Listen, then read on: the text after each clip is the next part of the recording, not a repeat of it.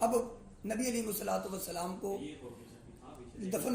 مبارک کرنے کے حوالے سے ذکر آیا کہ کہاں پہ آپ نبی علیہ الصلوۃ والسلام کے جسد اطہر کو رکھا جائے. اب صحابہ کے اندر اختلاف پیدا ہو گیا. اب مہاجرین کہتے ہیں کہ یہ مکہ المکرمہ میں ہونے چاہیے,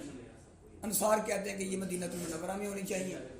اور کسی نے کہا جنت البقیع میں ہونا چاہیے. اس طرح صحابہ کے اندر اختلاف پیدا ہو گیا. تو وہاں بھی ابو بکر صدیق رضی اللہ تعالیٰ نے ارشاد فرمایا کہ نبی علیہ الصلوۃ والسلام نے ارشاد فرمایا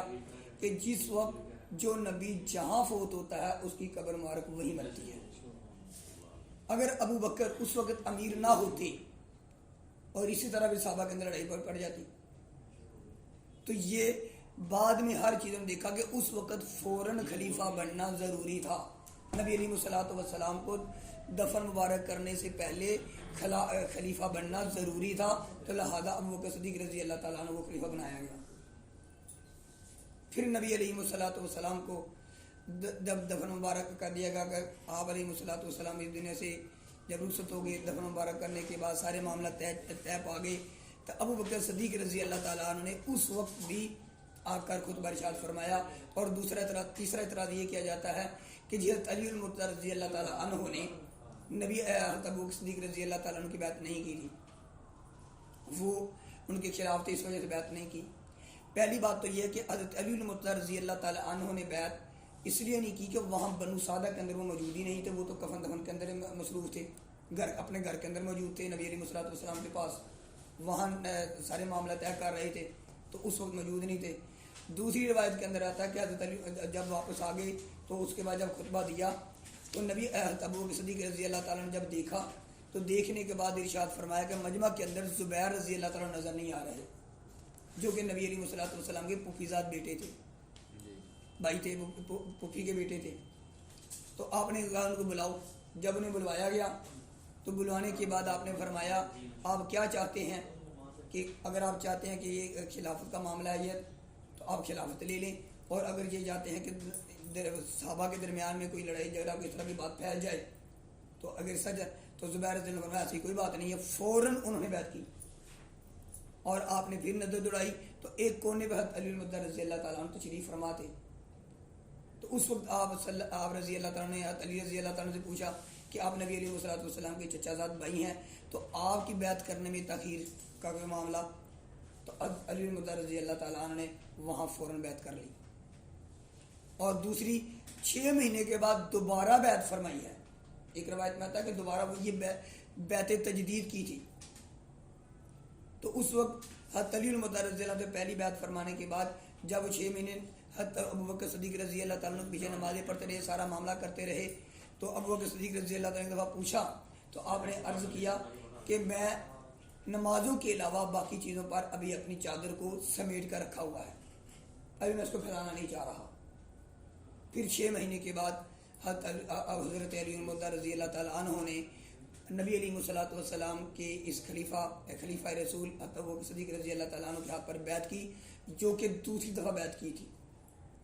تو اس کی بھی وجوہات علماء فقہاء کرام نے ہمارے اہل سنت والجماعت کے انہوں نے دلیل دی ہے کہ اس کی بھی وجہ کیا تھی. اس کی بھی وجہ یہ تھی کہ جو کہ یہ دیکھنا چاہتے تھے کہ نبی علیہ الصلوۃ والسلام کے جو خلیفہ ہیں یہ وہی کام کرتے ہیں کہ نہیں کرتے جو کہ نبی علیہ الصلوۃ والسلام کے کیے تھے. کیا یہ وہی معاملات چل رہے ہیں ان کے؟ جس طرح کی اس کی ایک مثال دوسری جگہ ملتی ہے کہ حضرت فاطمہ رضی اللہ تعالیٰ عنہ کا جو ایک کہ حضرت فاطمہ رضی اللہ تعالیٰ عنہ نے باغ صدق کا جو واقعہ پیش کیا کہ جی وہ ایک دفعہ گئیں اور کہا جی باغ صدق کا جو معاملہ ہے تو اس کا جو سارا خرچہ وہ مجھے دے دیا جائے. اب ابو بکر صدیق رضی اللہ تعالیٰ عنہ نے نبی علیہ الصلوۃ والسلام کا فرمان مبارک اس وقت بھی سنایا کہ بیٹی جب آپ ایک دفعہ جب نبی علیہ الصلوۃ والسلام کے پاس آپ خود تشریف لے کر گئی تھی تو اس وقت آپ نے باغ فدق کا جو معاملہ تھا یہ خیبر کا ایک مقام تھا جو مال فیہ کے حوالے سے نبی علیہ الصلوۃ والسلام کو ملا تھا, اور نبی علیہ الصلوۃ والسلام اپنے اخراجات اس سے پورے کرتے تھے, تو ان میں سے اپنی بیٹی کو بھی حصہ دیا کرتے تھے. تو انہوں نے کہا یہ وراثت میں مجھے دے دیا جائے. تو نبی علیہ الصلوۃ والسلام نے فرمایا کہ بیٹا یہ مجھے میری وراثت میں نہیں ہے, یہ تو مجھے مال فیہ کے حوالے سے ملا ہوا ہے, میں اس کا مالک نہیں ہوں، تو جس چیز کا میں مالک نہیں ہوں تو میں وہ آپ کو کیسے وراثت دے سکتا ہوں؟ تو حضرت فاطمہ رضی اللہ تعالیٰ عنہ نبی علیہ الصلوۃ والسلام کا یہ فرمان مبارک سن کر واپس آ گئی. تو یہی بات وہ ابو بکر صدیق رضی اللہ تعالیٰ عنہ کے پاس جب لے کر گئی، ابو بکر صدیق رضی اللہ تعالیٰ عنہ وہی بات سنائی کہ آپ کے ابا جی کا فرمان ہے کہ انبیاء کی وراثت کوئی نہیں ہوتی، انبیاء کی وراثت علم ہوتی ہے، تو لہذا آپ کے ابا جان کی کوئی وراثت نہیں ہے. تو اب وہ وراثت نہیں ہے، وہ ان کی ملکیت میں نہیں تھی، جب ملکیت میں نہیں تو وراثت کیسے بنے گی؟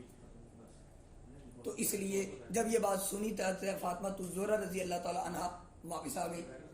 پھر انہیں اعتراض کرنے والوں نے کہا جی وہ تو ناراض ہو کر آئی تھی،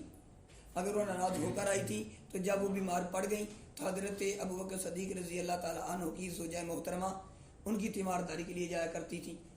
اور کتنے عرصہ تک ان کی تیمارداری میں رہیں، تیمارداری کرتی رہی ہیں. جب ان کا انتقال ہو گیا تو تجہیز و تکفین کے اندر وہ شامل نہیں ہیں، تو پورے کا پورا سارا نظام ان کی بیگم صاحبہ نے سارا کے سارا اس کو نبھایا ہے. پھر حضرت ابو بکر صدیق رضی اللہ تعالیٰ عنہ جتنا مال نبی علیہ الصلوۃ والسلام خدیجہ رضی اپنے فاطمہ رضی اللہ تعالیٰ عنہ کو دیا کرتے تھے، اپنی زوجہ ازواج مطہرات کو دیا کرتے تھے، ابو بکر صدیق رضی اللہ تعالیٰ عنہ اسی طرح وہ دیتے رہے، اپنی ذات پر کوئی خرچ نہ کیا. تو یہ باغ فدق بھی ہمیں یہ بتا رہا ہے کہ فاطمہ رضی اللہ تعالیٰ عنہ کیوں گئی. کیا نعوذ باللہ فاطمہ رضی اللہ تعالیٰ عنہ کو کوئی ضرورت تھی دنیا کے مال کی؟ وہ بھی دیکھنے کے لیے گئی تھی کہ کیا ابو بکر صدیق رضی اللہ تعالیٰ عنہ ویسا ہی معاملہ کر رہے ہیں جیسے میرے ابا کر رہے تھے، ان کی خلافت بھی ویسے ہی تھی. تو اس حوالے سے جب انہوں نے ذکر کیا تو ان کو اطمینان ہو گیا کہ الحمدللہ یہ ابو بکر صدیق رضی اللہ تعالیٰ عنہ میرے ابا جی کے ہی نقش قدم پر چل رہے ہیں. اس حوالے سے جب یہ ساری چیزیں دیکھ لیں تو دوبارہ اب ایک اور خوشی، ایک بندے کو جب کسی کو خوشی ہوتی ہے تو کس طرح جوش سے جذبے سے کسی کو گلے ملتا ہے یا دوبارہ، حالانکہ وہ آگے جیسے ہم بیٹھے ہیں تو کوئی بات ہوتی ہے تو بات کرنے کے بعد کوئی خوشی ظاہر ہوتی ہے تو فوراً ایک دوسرے کے ساتھ ہاتھ ملا لیتے ہیں. تو حضرت علی المرتضیٰ رضی اللہ تعالیٰ جب یہ دیکھا اور یہ سارے معاملہ دیکھے کہ الحمدللہ ابو بکر صدیق رضی اللہ تعالیٰ عنہ اسی مقام پر اسی طرح ہی نائب رسول صلی اللہ علیہ وسلم ہے اور وہی معاملات کر رہے ہیں، تو دوبارہ تجدید اپنے بیعت فرمائی ہے. اب دوبارہ یعنی اب بہت زیادہ خوش ہو کر دوبارہ فرمائی ہے تاکہ لوگوں کو پھر احساس ہو جائے. اور جب حضرت فاطمہ رضی اللہ تعالیٰ عنہ کا انتقال پر ملال ہوا تو جب جنازے کی باری آئی تو ابو بکر صدیق رضی اللہ تعالیٰ نے فرمایا کہ آپ جنازہ پڑھائیں. تو آپ نے فرمایا کہ خلیفہ جو خلیفہ ہوتا ہے اس کا حق ہوتا ہے کہ وہ جنازہ پڑھائے، اور نبی علیہ الصلوۃ والسلام جب خلافت آپ کو دے چکے ہیں، امامت آپ کو دے چکی ہیں، علی خلافت آپ کو دے چکا ہے، تو جنازے کا حق بھی آپ کا ہے. تو حضرت فاطمہ الزہرا رضی اللہ تعالیٰ عنہ کا جنازہ بھی حضرت ابو بکر صدیق رضی اللہ تعالیٰ عنہ نے پڑھایا. تو جتنے بھی اعتراضات حضرت ابو بکر صدیق رضی اللہ تعالیٰ عنہ پر لگائے جاتے تھے، ان تمام کے اعتراضات کے جوابات میں نے آپ کے سامنے عرض کیے کہ جو اور اللہ تعالیٰ نے وہ سارے کے سارے اس طریقے سے ان کو ثابت فرمایا، اور ہمارے فقہ کرام کو اللہ تعالیٰ ان کی قبروں پر کروڑ رحمت نازل فرمائے جنہوں نے یہ ثانیہ فرما کر ان اعتراضات کو آسان طریقے سے ہمارے سامنے ہم تک پہنچا کر ایک فریضہ ادا کیا ہے. اللہ رب العالمین ہم سب کو ابو بکر صدیق رضی اللہ تعالیٰ عنہ کی شان اقدس کو اسی طرح مانتے ہوئے جس طرح ان کے قرآن کے اندر ذکر ہے، نبی علیہ الصلوۃ والسلام کے فرمان کے اندر ذکر ہے، صحابہ نے مانا، تابعین نے مانا، ہمیں بھی اسی طرح ابو بکر صدیق رضی اللہ تعالیٰ عنہ کی قدر کرنے کی، ان کے نقش قدم پر چلنے کی ہمیں توفیق عطا فرمائے. وما علینا الا البلاغ المبین.